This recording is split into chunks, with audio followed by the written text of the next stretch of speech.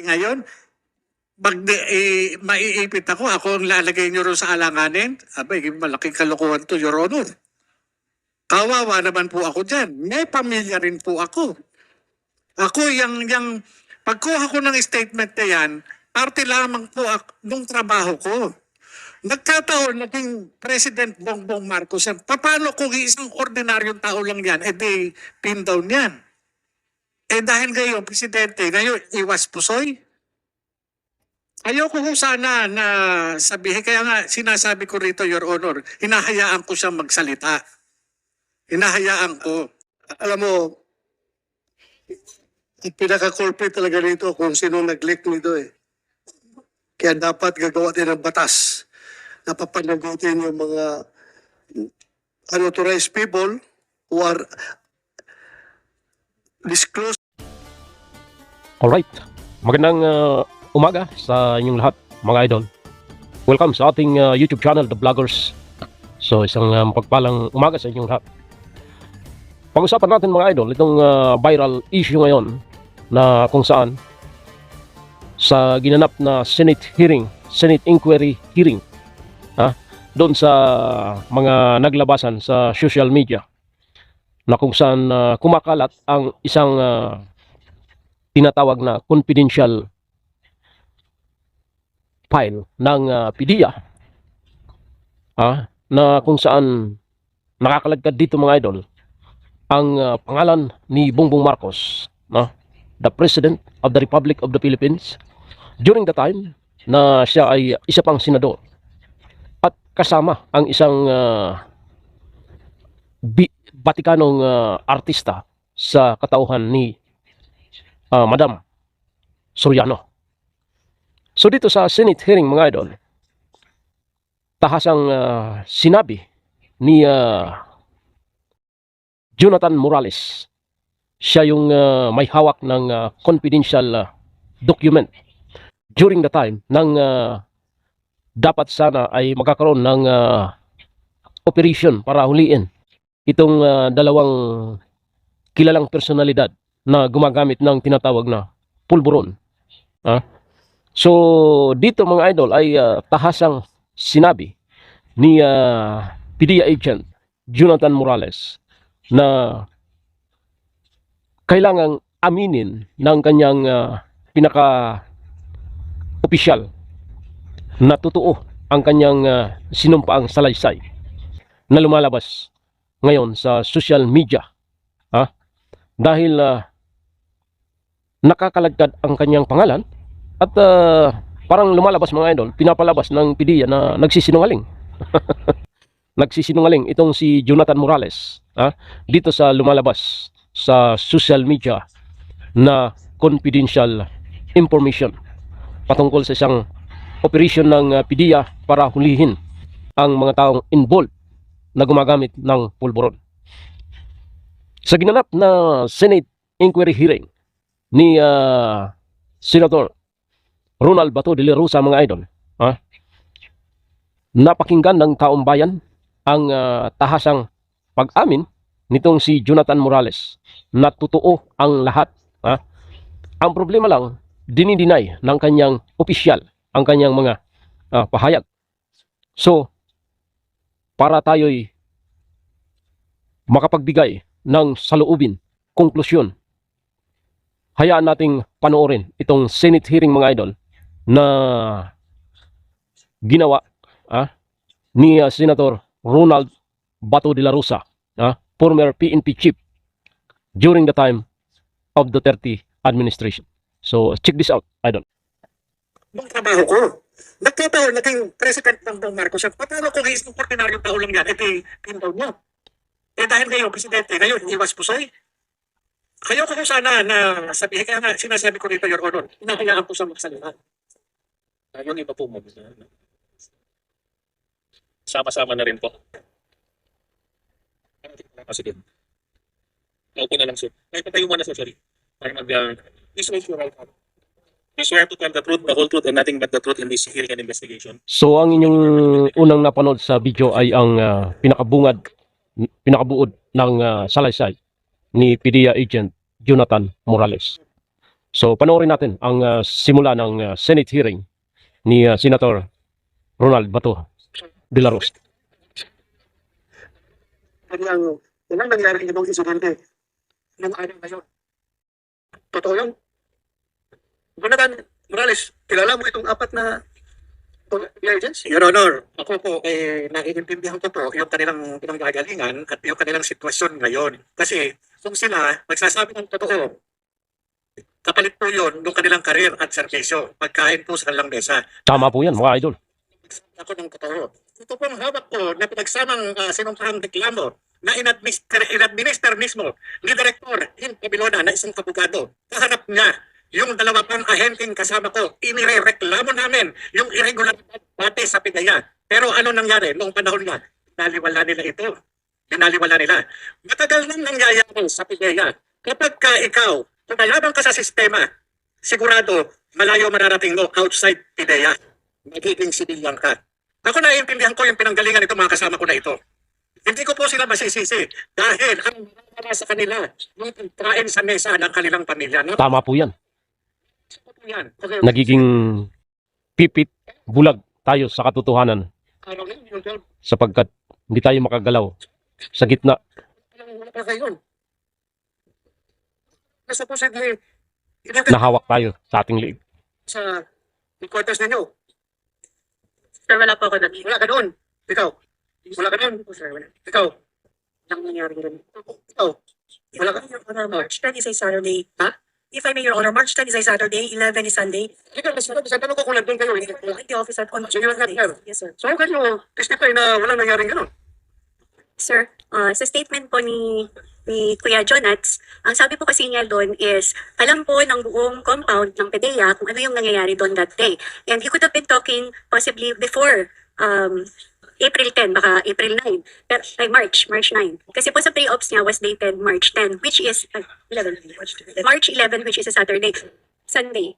Pero yung sabi po niya na alam po namin lahat at na-witness po ng mga kasama sa opisina na may taong pumunta doon at may interview po niya, hindi po yung totoo, hindi po namin alam yun. Ayos. Ayos yung pagka-briefing dito mga idol.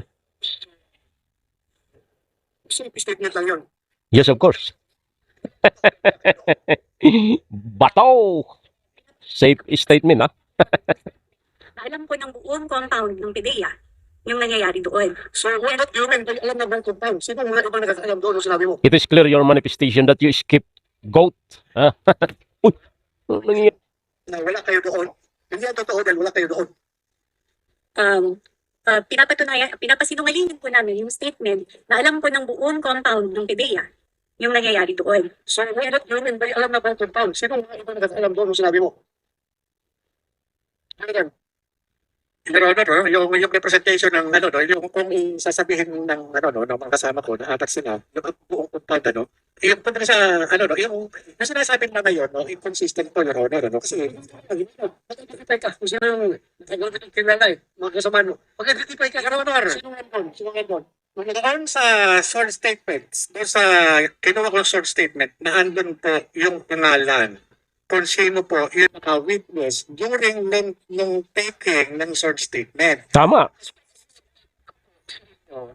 Normal na course na ginagawa ko kapag tumitipa ako ng sinumpahang salaysay, pero kapag yung nakaharap na andon, nilalagay ko po yung pangalan. For instance, ma-remember mo kung sinong agent kaharap mo na sa tagal po ng panahon, umigit ko mo lang sa 10 taon na po, hindi ko po ako makapagsalita kung sino po yung nandoon. Kasi kagaya po na sinasabi nila, wala sila sa ganito. Yung pong trabaho namin sa PIDEA, wala pong Sabado o Linggo. Kapag ka dumating ang informant, yun po yung ina-entertain po namin yan. Kung kailangan ng trabaho o kung ano, ganun po yung sa amin. Wala pong Sabado at Linggo. Ngayon, naintindihan ko po yung kanilang sitwasyon. Kung sila ay naandito ngayon sa harapan dahil nga sa influensya o clout ng Director General para lamang tumayo against Teka. Di ba may sworn statement? Bakit hindi pre-provide ni Bato kung mayroon? Para makita ng sambayan kung sino yung nakaharap kay PDEA Agent Jonathan Morales. sino at yan, basta importante, totoo yung sinasabi nila. Naman sa atin, di ba? Kung ka ng pinapit mo, yung alam mo lang na totoo. So, yun, huwag natin, huwag kagad mag-jump into conclusion na kanina bitsunin sila ng director. Alam natin yan, pwede silang influence, pero sila may sariling decision din eh. May sariling decision. Tama po. Kahit na influence ako ng CPNP ko, kung pagdating ko sa affidavit, that might cost my, di ba, myself. So, kailangan din maliguro ako. So, yun lang.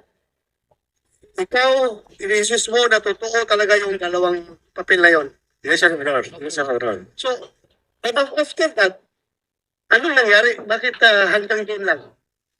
Hindi nga po natuloy. Yung sinasabi po kanina ni Director General Lasso, no, na wala po sa kanilang compilation, hindi nga po natuloy itong operation na ito. Hindi natuloy. Hindi sa hindi naman kumbaga sa may mga operation talaga kami na hindi natutuloy. Kagaya niyan nung panahon na yon, yung Deputy Director General na si Asik na dapat, sa po yung pumipigil doon sa operation. Siya po yung pumigil. Later on, continue. Later on po, bago po ako pumunta ng ILEA, nung 2012, nung nagkaroon ako ng pagkakataon na makapag-usap sa kanya, nung binanggit ko ulit sa kanya, yung trabaho na yun, sinabi po niya na gumano ng tuloy kasi merong utos sa us. Sa Malacanang. Ang utos may binanggit siya? Allegedly po, check. So, malinaw sa taong bayan mga idol na dito sa atin na pag ma-impluwensya ka, nasa posisyon ka, ibig sabihin, untouchable ka na. Asan yung sinasabing no one is above the law? Nakakaiyak naman sa bansang Pilipinas. Alam na ni Juan de la Cruz na pag mayaman ka, justice delay. Curtailment. Isipir mo na lang ang bibig mo sapagkat pwede kang mapahamak. Ganito ba yung batas natin sa Pilipinas? Dahil malakas ang pressure sa taas. Sino bang pressure? Opisyal. Agent ka lang. Kawawa naman. Agent ka lang. Malaking isda yung babanggain mo. Yan ang katotohanan sa bansang Pilipinas. Kaya magkaminsan sumasaludo din ako kay Senator Rapi Tulfo na pag mahirap, matagal nang sabi dito sa abroad, Santa Maria. Pero pag mayaman ka, may paglalagyan ka agad. Ganyan ang sistema ng demokrasya sa bansang Pilipinas. So dito naman sa senador, dating PNP chief, ano ba ang layunin ng yung ginawang Senate hearing? To investigate, to know what is the truth. Di ba? Ngayon, isa kang dating PNP chief. Bakit hindi mo pwedeng ipatawag yung taong inaakusahan? Even he is a president of the Republic of the Philippines.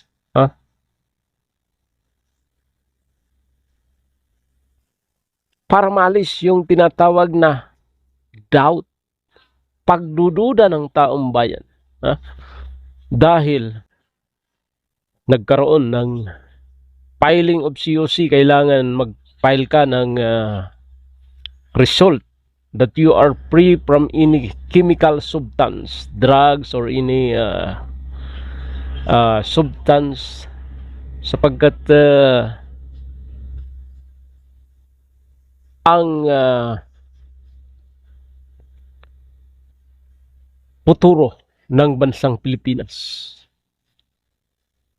ay nasa sa iyong kamay, just in case na ikaw ay manalo bilang presidente. Ha? Ngayon, kung doon pa lang sa drug test may pagdududa yung taong bayan, bakit hindi ka magpa-drug test sa harap ng taong bayan?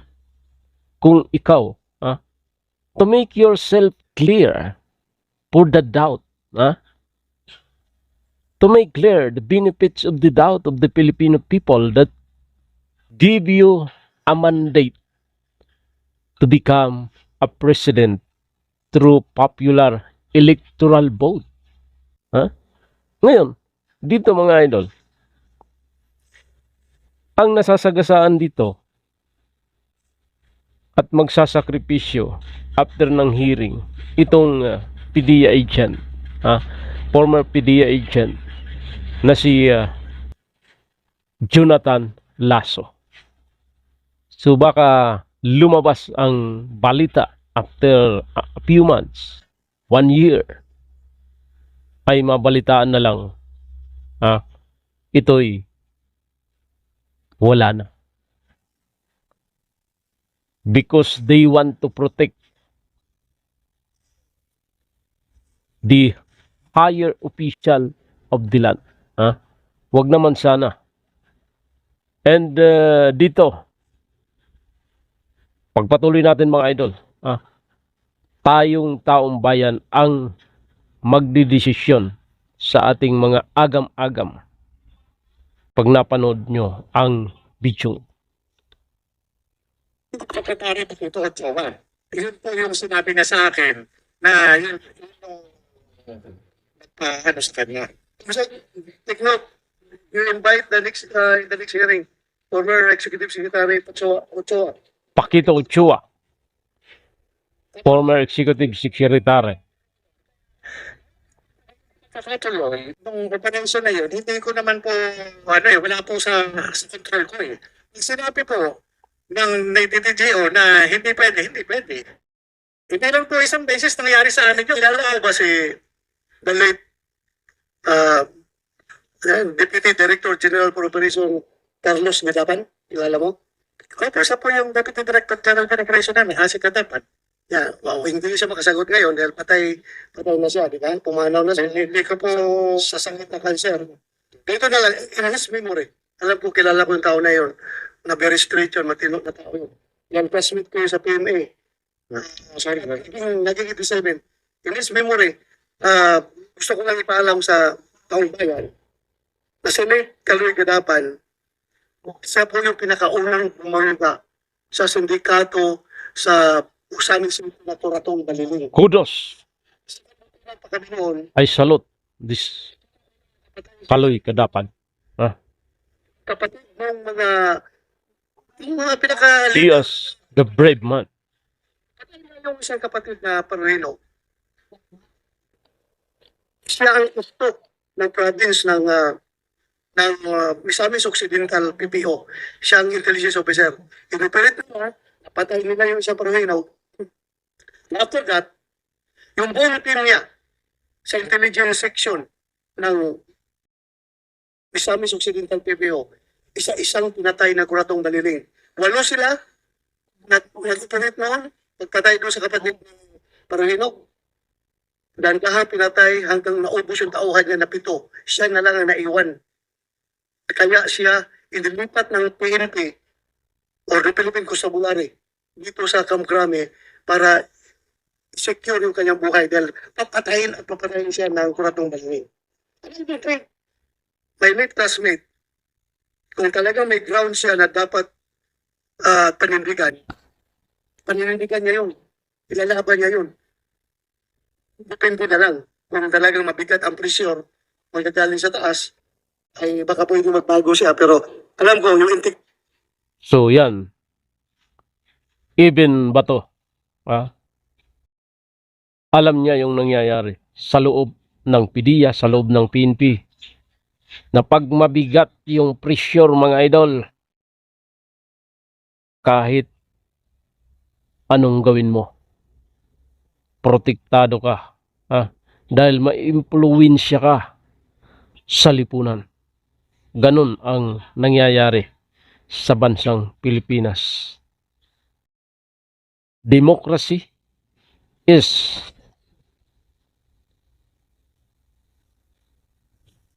favorable to the rich man, to the elite family in the society. Ganun ang nangyayari. Ituloy natin mga idol. Tinong tao na yun. Nasa langit na siya ngayon. Pasensya na kayo.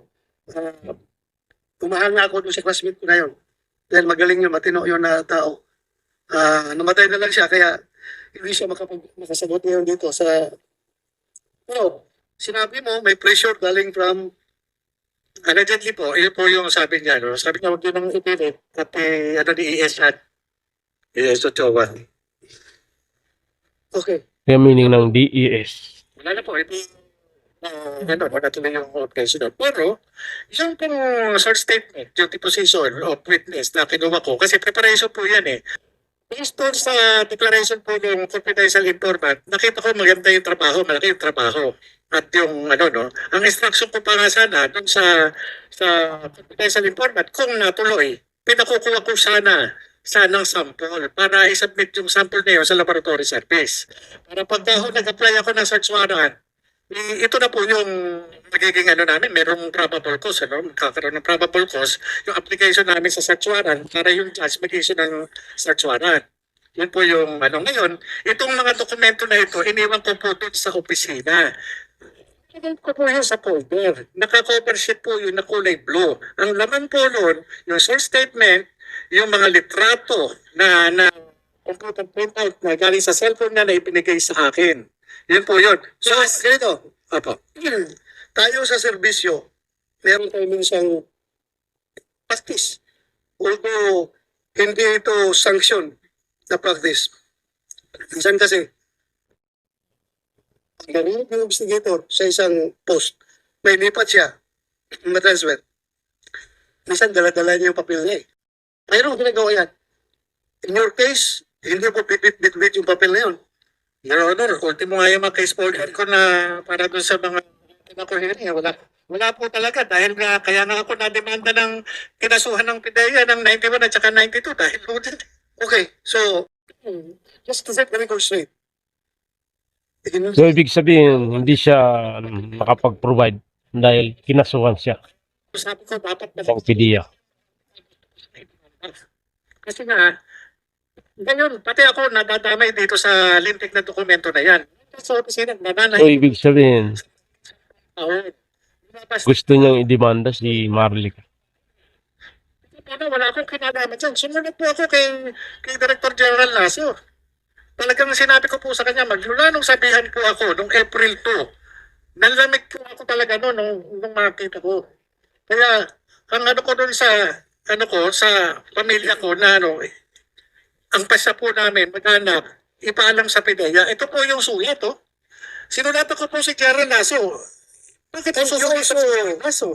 Or sa copy, may office. Yes, sir. Sadat mo kay General. Pati po yung office sa Hindi lang, ito late lang namin natanggap, late lang natanggap sa aking attention dahil na naka-break ang Senado yung time na yan.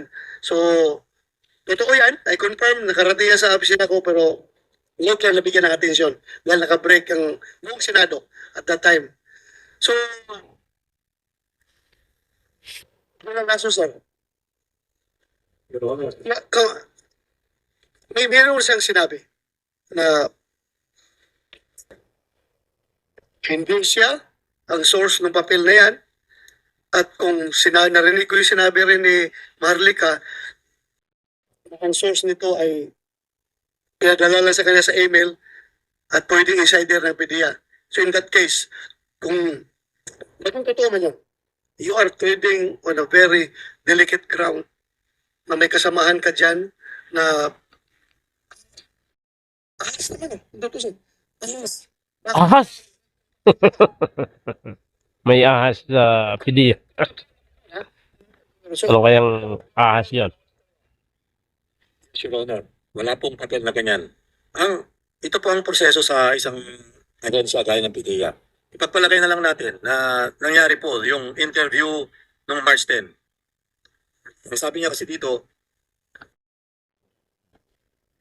undersigned was the one who personally interviewed the said confidential informant on March 10, 2012 at the IIS office in front of some IIS personnel. Kaya po nandito sila ngayon who were present at that time. And the said interview was reduced to a sworn statement. Anyway, kung may nangyari po sanang ganun, ay as sinabi niya kanina, kinumpile niya in a folder with the confidential na cover sheet.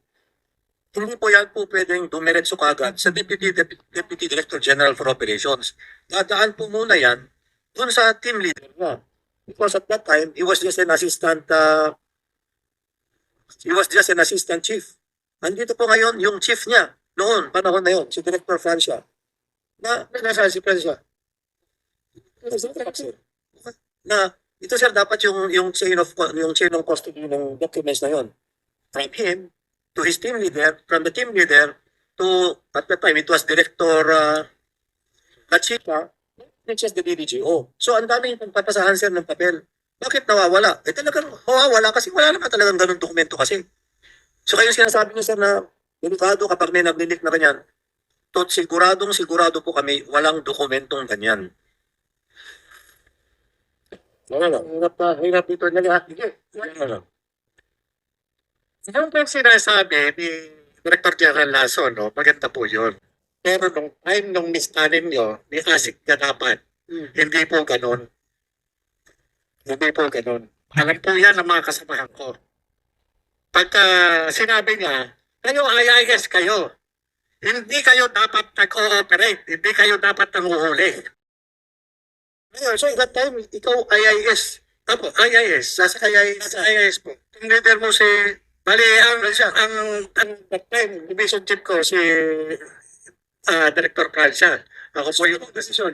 IIS po. IIS investigation po kami. Intelligence Investigation Service, IIS. Francia, tungkol dito. Kasi sa akin, meron din akong reservation.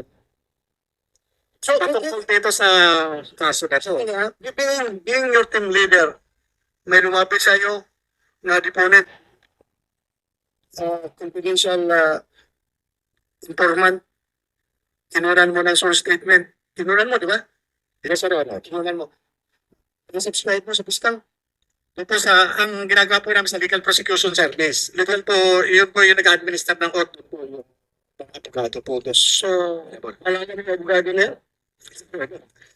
Ano po yun eh.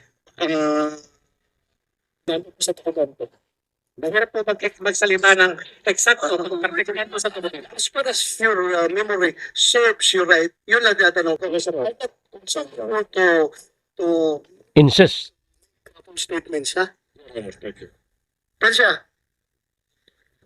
ano na kayo? Yung apat na kanina na hindi pa nakapag-out, please. Please, Stand up and raise your right hand. Okay. Out mga idol, itong official Please take your seats po. ni Michael Morales. siya. Ang purpose natin sa hearing na ito is that manira na kung sino dapat siraan. Wala tayong pinakambing dito. Wala tayong dili na tao dito. Ang ating purpose dito is para malaman kung totoo yung mga dokumento na yon at bakit nag-leak kung totoo yun. At kung kailangan natin mag-legislate ng batas para ipinalize yung unauthorized disclosure ng mga classified documents, kagaya ng papel na sinasabi niya, ni Jonathan Morales, na nilagyan pa daw ng cover sheet na confidential. So, confidential, di ba? Unauthorized disclosure of documents security classified as confidential may not amount to damage to national security, but may amount to national shame. Ikakaya ng ating bansa yung mga unauthorized disclosure of that. Sa meaning ng confidential. So, totoo ba na ikaw yung leader niya, nangayainis at the time? Yes. Ako po ang hepe noon ng Investigation Division of the Intelligence and Investigation Service. Ang po yung sinabi niya, Yes. ating agent Morales ay assistant chief ko po. Ako po yung Okay. hepe niya. Confirm. Ha? Yung pagkatapos mong kinunan ng yung informant mo, Morales, pagkatapos mong kinunan ng mga pinabit sa boss mo.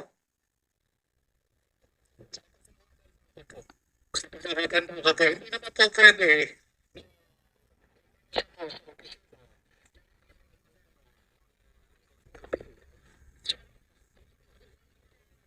Kung sasabihin po natin, napapat niya rito sa kapulukan nito, kung nagkausap kami o hindi, tago itong hearing na ito. Ayun po, nabigay ko po sa kanya. Hindi na po, hindi ko nagawa yung justice na yun. Ang ipagtatapat po niya, kung nagkausap po kami, bago itong hearing na ito, yung skandalo na ito sa social media. At kung ano yung sinabi niya sa akin. Usap po? Nag-usap nga eh. Natatandang nag-usap kami, pero meron po siyang ibang kausap. Pero hindi kami talaga Ito, si Francia. May tinatago mga idol. Ha? Important dito yung ating integrity. Not only as a PDIA. Di siya loyal. Ha? Sa bayan. At sa kanyang sinumpang salas eh. Mga idol. Parang ewan. Wanda. Alam mo na.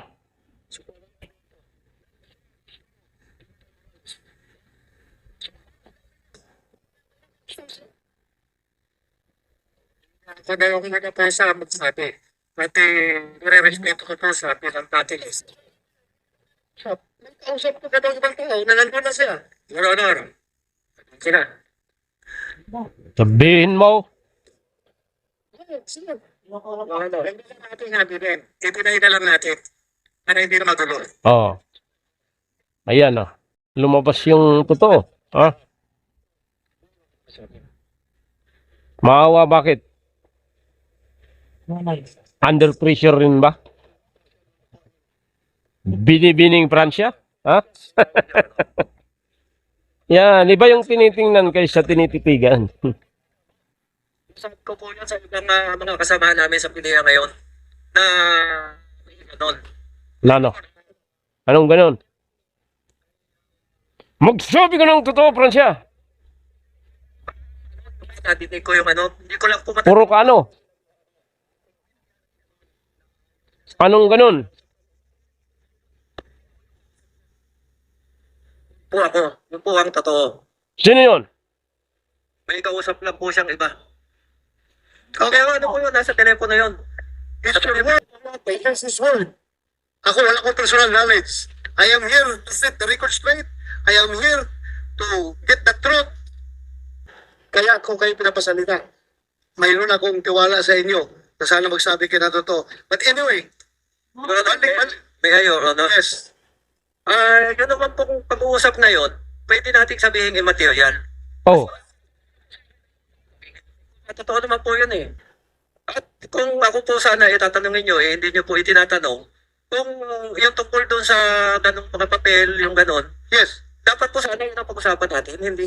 Wala dito sa po. Sa direction eh. Dahil lang kami yung nako bato. Kanina ka pa pinaiikot. Ano, sinabi ng mga kasamahan ko ngayon na hanggang ngayon ay nasa Pilipinas po. Sumasakay ka rin eh. Wala po akong matandang ganong papel. At wala akong matandang mga ganong istorya. Yun po ang masasabi ko, Your Honor. Mr. Chairman, Your Honor. Scapegoat din ito si official ni Michael Morales. Oh, yun. Yeah. Oh, oh, di na eh. Sinabi na. Oh. Nag-load ka. Nasa iba mo, Alvaro. Ha?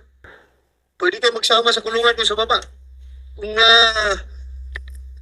wala yung magka-intindihan dito.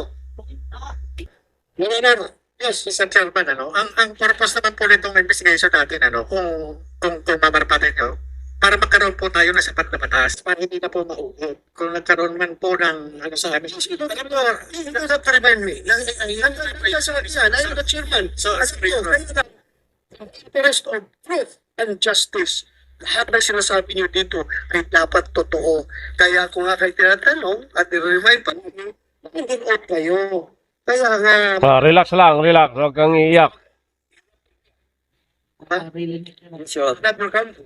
Yes, Your Honor. Ikaw, you also love Pinoy. You also love your country. Yes, sir. Oh. So magtulungan tayo dito para maiwasan na itong ganitong leakage na mga classified documents. Yes, sir. Your Honor. since na Madali lang. Ibig mong sabihin, Senator Bato, nagpatawag ka ng Senate hearing is only to protect the leakage. Pero yung taong pinag-uusapan, wala kang pake? My gosh. My gosh. Kudos kay General Bato. So, hihintayin natin kung anong magiging conclusion ng Senate hearing na ginagawa ni Senator Bato de la Rosa. Mahirap mag-speculate tayo dito unless otherwise na lumabas yung final conclusion ng Senate investigation may kinalaman dito sa viral issue na pinaputok ni Maharlika na itong ating kasalukuyang presidente, mga idol, ay subject for bypass operation during the time of Aquino administration and he is elected senator. Kasama niya ang isang batikang artista na si Madam M. Soriano at ang kasalukuyang presidente ng Republika ng Pilipinas. Kung totoo yan, mga idol, pwedeng ma-impeach ang isang presidente sa hindi pagsubmit ng tunay na result ng kanyang drug test. Kaya nga, mandatory drug test sapagkat pag ikaw ang naging presidente, ikaw ang may hawak ng Republika ng Pilipinas. At sinisiguro ng batas, ginagarantiyahan ng batas na ang Republika ng Pilipinas ay patatakbuhin ng isang matinong tao, hindi isang durugista. Tuloy natin, mga idol. ito po, kung ano ko na lang po dito, bilang alagad ng batas na lang po. Parang pulis sa pulis, Your Honor. Since na lumabas po ito, information na ito, ano ang gagawin natin? Yun ang magandang tanong. Para doon sa mga personalidad na naandito. Meron po kasing mandato ang PIDEA. Ayon doon sa provision ng Republic Act 9165. Hindi po ba itong mga ito ipatatawag? Kasi ginagawa po natin sa mga ordinaryong tao. Tama. Hindi po ba po pwedeng gawin ng PIDEA yung kanilang tungkulin para itong mga ito ay talagang exonerate kung kinakailangan o kung kinakailangan managot dahil pero allegation na sila gumagamit ng illegal na droga. Can you respond? Polvoron.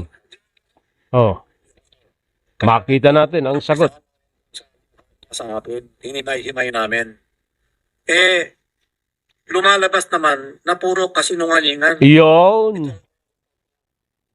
So, doon pa lang, gustuhin man namin imbestigahan yung mga allegations niya, eh wala namang katotohanan.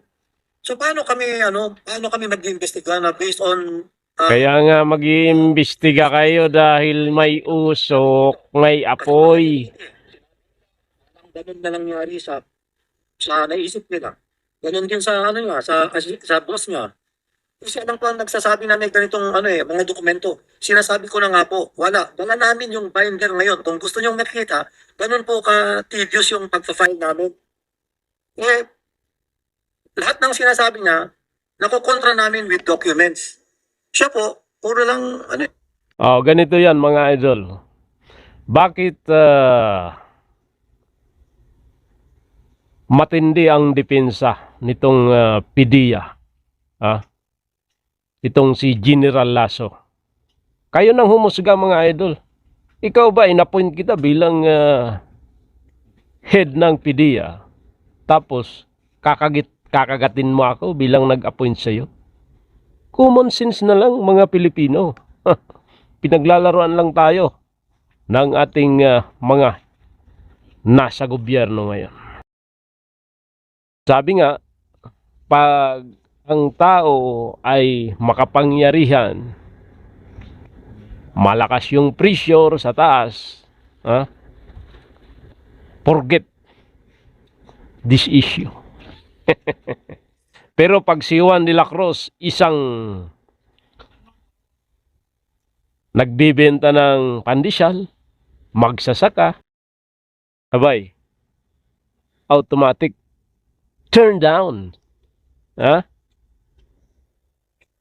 buka. Verbal lang. Kaya, hindi po pwedeng on his mere allegations alone. We are going to invite person. Yes, correct. Yung correct. Jonathan Morales. Correct din ang sagot ni Bato.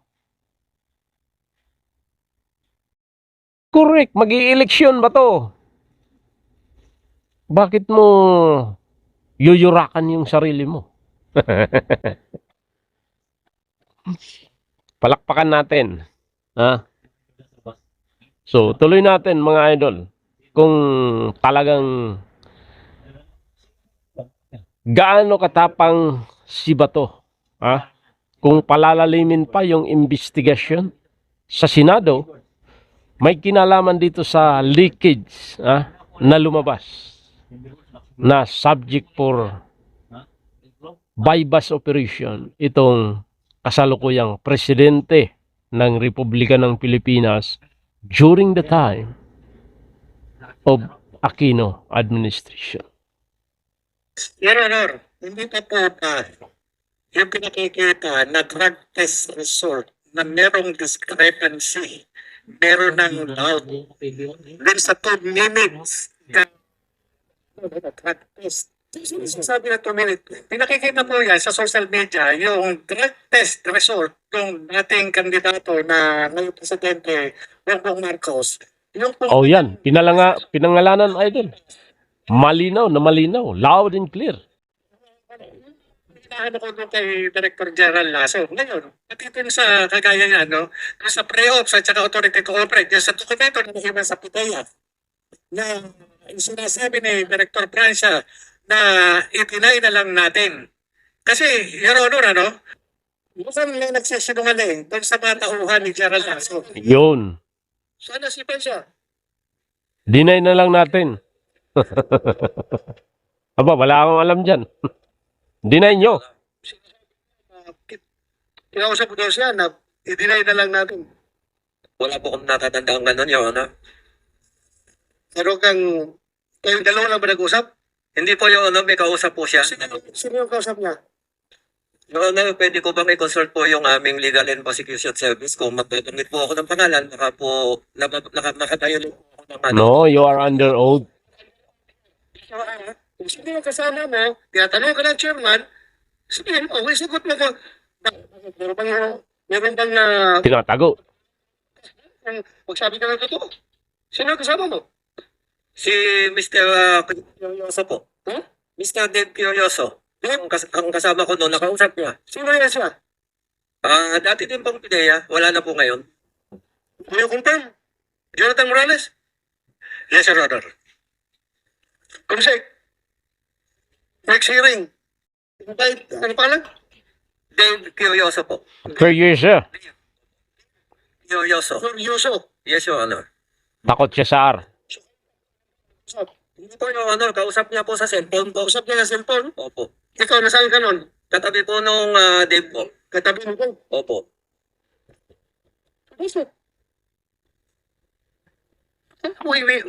Gusto natin katotohanan dito.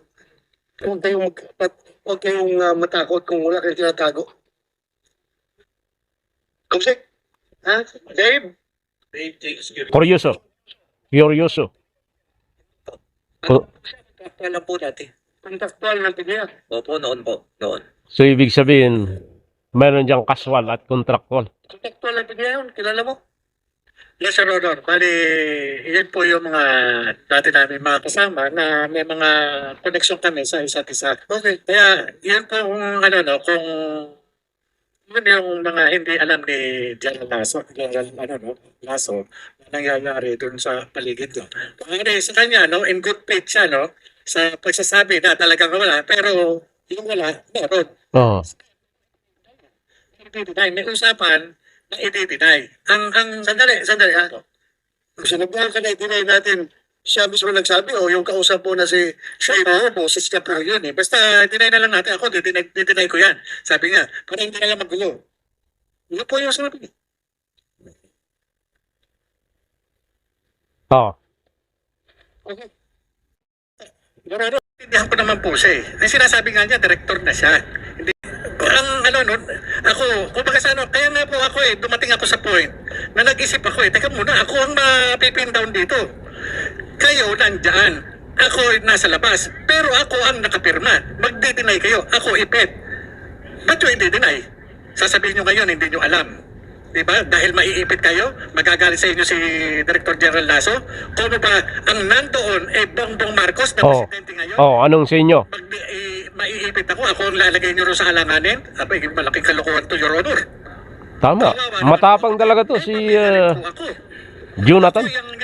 Pagkuha ko ng statement na yan, parte lamang po ng trabaho ko.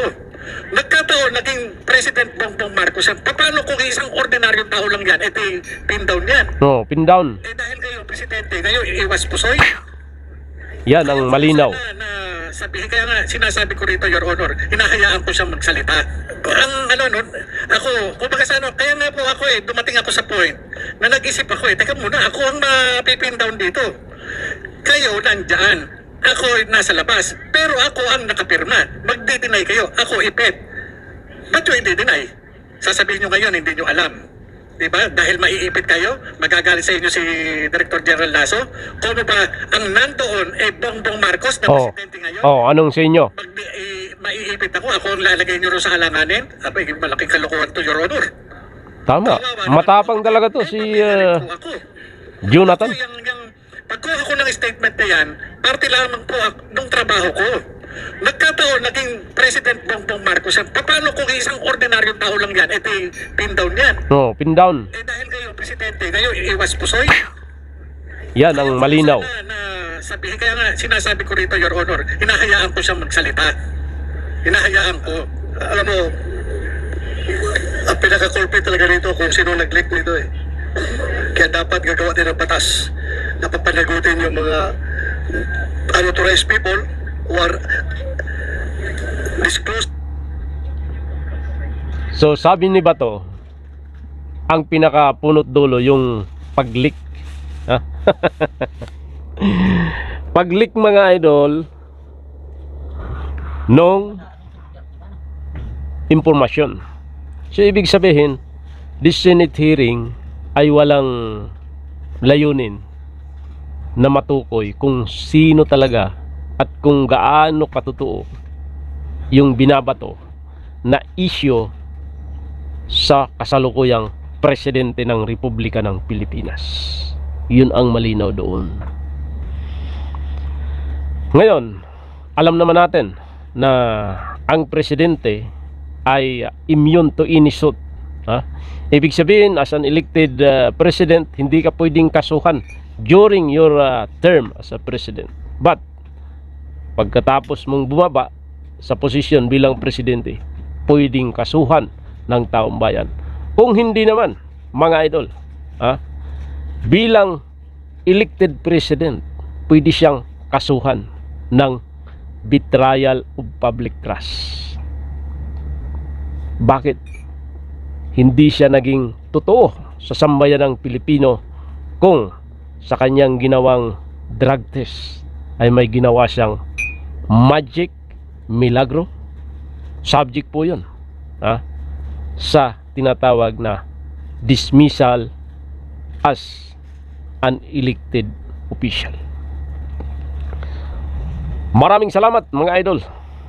Kayo na ang humusga sa usapang ito. Sabi nga, tayong mga Pilipino ay matatalino. Kaya lang, pagdating sa aksyon, duwag sa tinatawag na consequence. Salamat.